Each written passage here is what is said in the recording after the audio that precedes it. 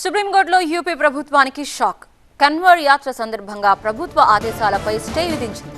యాత్ర మార్గంలో షాప్ యజమానులు నేమ్ ప్లేట్లు పెట్టుకోవాలంది ప్రభుత్వం. తోపుబండ్ల వ్యాపారులు పేర్లు ప్రదర్శించాలని ఆదేశాలు జారీ చేశారు. సో యూపీ ప్రభుత్వ నిర్ణయంపై సుప్రీంకోర్టు స్టే విధించింది. కేసు విచారణ ఈ నెల 26కి వాయిదా వేసింది. ఉత్తరప్రదేశ్లోని కన్వర్ యాత్ర సందర్భంగా హోటల్స్, ఇతర వ్యాపారులు నేమ్ ప్లేట్లు ప్రదర్శించాలని యోగి సర్కార్ నిర్ణయంపై సుప్రీంకోర్టు స్టే విధించింది. అయితే హోటల్ యజమానులు శాకాహారం, మాంసాహారం వివరాలు వెల్లడించాలని మాత్రం సూచించింది. కావడి యాత్ర సందర్భంగా తోపుడు బండ్ల వ్యాపారులు కూడా విధిగా తమ పేర్లను నేమ్ ప్లేట్ల ద్వారా ప్రదర్శించాలని యూపీ ప్రభుత్వం ఆదేశాలు జారీ చేసింది.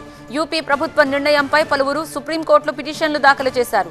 ఇది ముమ్మాటికి మత విద్వేషాలను, విపక్షను రెచ్చగొట్టే నిర్ణయమని మండిపడ్డాయి.